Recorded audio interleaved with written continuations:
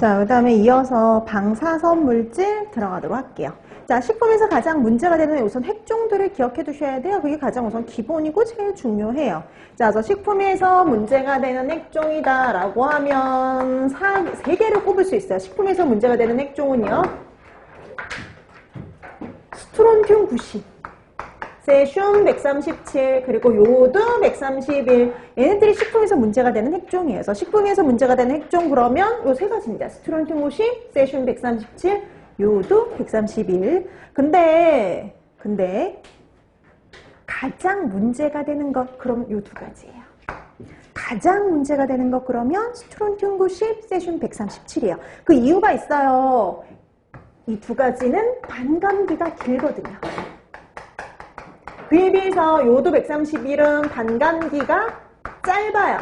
반감기가 8일밖에 안 되거든요. 그래서 훨씬 덜 문제가 됩니다. 자, 그래서 문제가 그렇게 나와요. 다음 중 식품에서 가장 문제가 된 핵종을 찾아라. 그러면은 스트론튬 90, 세슘 137. 이 중에서 반감기가 긴 걸 찾아라. 스트론튬 90, 세슘 137. 이렇게 되는 거죠. 자, 그래서 반감기가 길고 더 문제가 되는 거 스트론튬 90과 세슘 137이다. 우선 이거 구분하는 거. 그 다음에 반대로요. 반감기가 짧고 이렇게 문제가 나오면 요드 131이 되는 거죠. 다 두 가지 다 시험 문제에 나왔던 형태라고 보시면 됩니다. 그 다음에 이제 그 다음에 이제 알아야 될 게 어떤 문제를 일으키느냐 그거 알아두셔야 돼요. 자, 그럼 스트론튬 90은 자, 여러분 스트론튬 90은요. 우리 체내에 들어오면 뼈에 축적이 돼요. 뼈에 축적이 돼서 조혈 기능 장애라든지 골수암 이런 등의 문제를 일으킬 수가 있어요. 자, 그래서 얘는 뼈에 축적이 되는 게 특징이에요. 뼈. 그러니까 여러분 반감기가 길다는 소리는 우리 체내에 들어와서 잘 배설이 안 돼요. 분해가 잘 안 돼요. 그래서 축적되어서 보통 문제가 되는데 보통 스트론튬 90은 뼈에 축적되어서 문제를 일으킨다. 이렇게 기억을 해두시면 돼요. 자, 그럼 세슘 137 이거는 어디에다 축적이 되느냐? 근육, 전신 근육에 축적이 돼요. 얘도 근육에 축적이 된다라고 기억해 두시면 돼요. 전신 근육에 축적이 돼서 체세포, 특히 생식세포의 장애를 일으키는 게 특징이에요. 세슘 137은 체세포, 특히 생식세포의 장애를 일으켜요. 근데 더 중요한 건 근육에 축적이 된다는 게 더 중요해요. 자, 그 다음에 요드 131은 반감기가 짧다라고 얘기했잖아요. 반감기는 짧지만 얘도 문제를 일으켜요. 어디다 문제를 일으키느냐? 갑상선이에요. 그래서 표적기관이 갑상선이에요.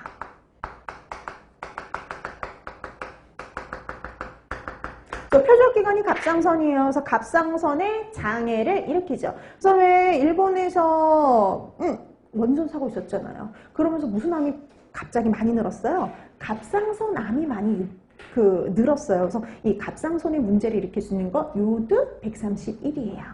그 다음에 여러분 한 가지 더 특징을 말하면 아까 얘 뭐라고 했냐면요. 반감기가 되게 짧다라고 얘기를 했죠. 그래서 예를 들어서 그런 원전 사고 일어난 다음에 예를 들어서 이런 목초에 피폭이 됐다. 요드 131이. 그럼 이 목초를 먹은 소에게로 요드 131이 들어오게 되고요. 그 다음에 근데 이 요드 131은 반감기가 짧아서 금방 배설이 돼요. 배설될 수 있는 형태 중에 뭐가 있냐면 우유요. 우유에 요드 132, 우유를 통해서 131이 배출이 돼버려요. 그래서 이렇게 직접적으로 된 게 아닌데 서로 인해서 우유에 오염이 발생할 수가 있거든요. 그래서 얘는 한 가지 더 축산물에 의한 2차 오염도 문제가 될 수 있어요. 그래서 축산물에 의한 2차 오염도 문제가 돼요. 이건. 자, 이렇게 해서 여러분들이 방사선 물질에 관련된 건 벌써 다 한 거예요. 자, 포인트가 되는 건 우선 두 가지. 크게 보면 이 두 가지를 이렇게 나눠서 기억하는 거예요. 반감기가 길어서 가장 문제가 되는 거 스트론튬 90, 세슘 137. 반감기가 짧다 이 말이 나오면 요드 131. 이렇게 기억을 해주시고요. 요드 131의 표적기관은 어디예요? 갑상선 이렇게 되는 거죠. 그다음에 그럼 반감기가 긴 것들은요. 체내 축적되어서 보통 문제를 일으켜요. 어디에 축적이 되는지 꼭 기억해 두셔야 돼요. 자, 스트론튬 90은 어디에 축적이 되냐면 뼈, 그 다음에 세슘 137은 근육에 축적된다. 이렇게 기억해 두시면 됩니다. 그래서 이게 다 시험 문제 나왔던 것들이에요. 자, 이렇게 해서 방사능 물질에 관련된 거 이 정도 확인해 두시면 되겠고요. 그 다음에 내분비 교란 물질 보실까요?